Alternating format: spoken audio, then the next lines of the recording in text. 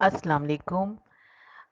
दोस्तों, जैसा कि अभी मैंने आपको बताया था कि शबनम वॉइस के नाम से जो चैनल मैंने शुरू किया है, इसमें सबसे पहले मैंने अपना सफ़रनामा शुरू किया है, जिसकी एपिसोड 1 मैं पहले ही अपलोड कर चुकी हूँ। आज जो है इसकी दूसरी एपिसोड चमकता दिन के साथ हाजिर हूँ। और जो दूसरी एपिसोड है इसके 2 पार्ट्स हैं। तो पार्ट 1 जो है उसको मैं शुरू करती हूँ, आपकी खिदमत में पेश करती हूँ।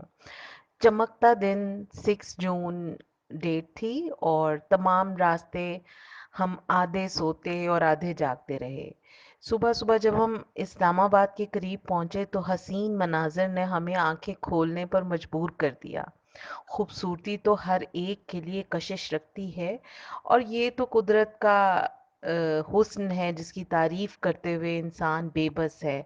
और अभी तो इब्तिदा थी, हमें तो समझ ही नहीं आ रही थी कि इंतहा क्या होगी। हमने वहाँ के तमाम इलाकों के मुतालिक थोड़ी बहुत मालूमात ली थी, इन जगहों की बहुत तारीफ़ें सुनी थी, और आज हम इन सब जगहों को देखने के लिए इन हसीन रास्तों पर रवा दवा थे। खुशी और इंबसात हमारे चेहरों पर झलक रही थी। इन्हीं हसीन पहाड़ों से गुजरते हुए इन्हें छू लेने की ख्वाहिश के साथ हम पीर वदाई रोड तक पहुंच गए।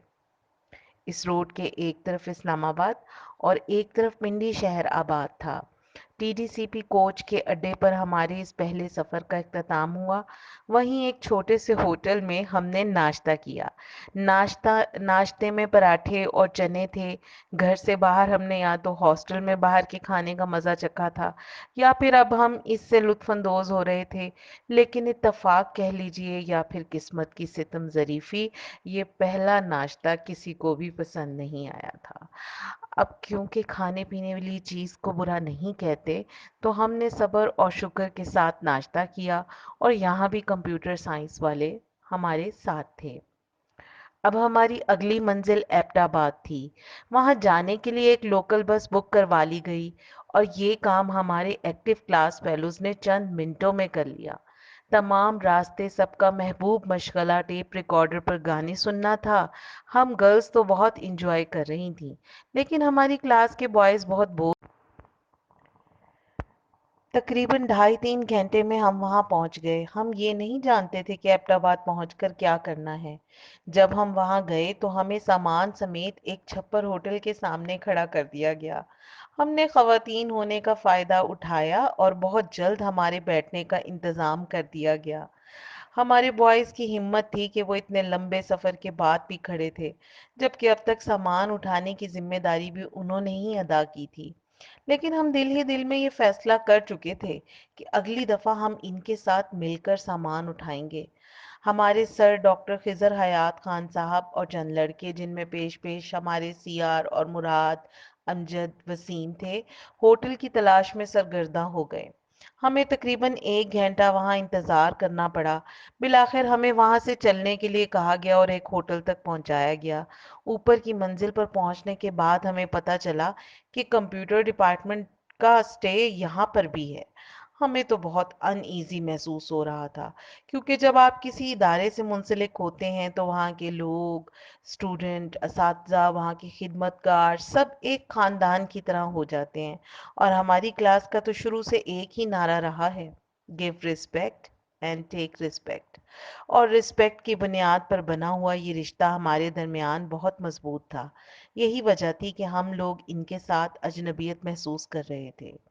इसी नुक्ते पर गौर करते हुए हमारे प्रोफेसर डॉक्टर खिजर हयात साहब ने मुझे और मेरे साथ अमजद, मुराद, वसीम और हबीब को एक और होटल देखने के लिए भेजा। गो कि ये होटल इतना अच्छा नहीं था, लेकिन हमें पसंद आ गया। फिर हम सामान समेत इस होटल में शिफ्ट हो गए। यहाँ हमने दोपहर का खाना खाया और आराम किए बगैर अगले मकाम तक पहुँचने के लिए तैयारी शुरू कर दी। अब हम सब बहुत हिम्मत वाले थे, इसीलिए रात के इतने लंबे सफर और फिर मुसलसल सफर के बाद ठीक 2 बजकर चंद मिनट में हम तैयार थे। यहाँ से हमने हाईएस्ट बुक करवाई और ठंडियानी की तरफ रवाना हो गए।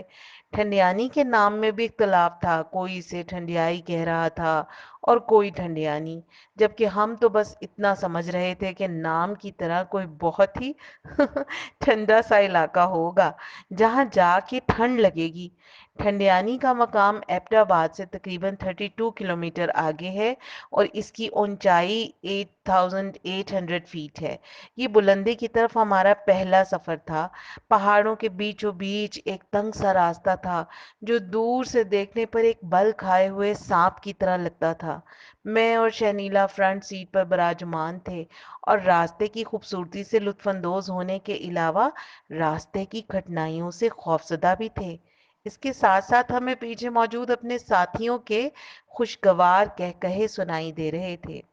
ٹھنڈیانی پہنچنے پر ڈرائیور نے گاڑی کو ایک ایسی جگہ کھڑا کیا جہاں نیچے ایک گہری کھائی تھی۔ فرنٹ پر زیادہ ہونے کی وجہ سے ہمیں زمین تو نظر نہیں آئی، اب کھائی کچھ زیادہ ہی شدت سے اپنے ہونے کا احساس دلانے لگی اور نتیجہ ہماری چیخیں تھیں جن سے ہمارے علاوہ سب نے لطف اٹھایا۔ ایک بات غور طلب تھی، یہاں کے رہائشی ڈرائیور اس زمین کے نشیب و فراز اور اس کے چپے چپے سے اتنی ہی واقفیت رکھتے تھے جتنی کہ ایک بچہ اپنی ماں کے اشارے سے واقفیت رکھتا ہے۔ ٹھنڈیانی ایک بہت ہی خوبصورت جگہ ہے، یہاں پر ہر طرف نیچے اوپر دائیں بائیں سبزہ ہی سبزہ ہے۔ دھوپ بہت تیز تھی۔ ابھی میں، سنبل، عائشہ اور سر یہ فیصلہ ہی کر رہے تھے کہ چائے پینی چاہیے یا کولڈ ڈرنک کہ چیخوں کی آواز آئی۔ آگے کیا ہوتا ہے اس کو جاننے کے لیے اس کا پارٹ 2 آپ سنیں گے، اور میں جلد ہی حاضر ہوں گی ایپیسوڈ 2 کے پارٹ 2 کے ساتھ۔ اور اگر آپ کو میری یہ کاوش پسند آئی ہو تو ہمارا چینل جو ہے اس کو لائک کیجئے، سبسکرائب کیجئے اور بیل آئیکن ضرور دبائیے تاکہ آپ کو بر وقت تمام جو ویڈیوز ہیں وہ ملتی رہیں۔ ابھی یہ سفر نامہ شروع کیا ہے اور یہی چل رہا ہے، اور پھر آگے آپ کے لیے بہت سے یونیک ٹاپکس میرے ذہن میں ہیں جو انشاءاللہ میں لے کر حاضر ہوں گی۔ تو ابھی اس کا جو پارٹ 2 ہے انشاءاللہ اس کو لے کر جلد ہی حاضر ہوتے ہیں۔ شبنم کو اجازت دیجیے۔ اللہ حافظ۔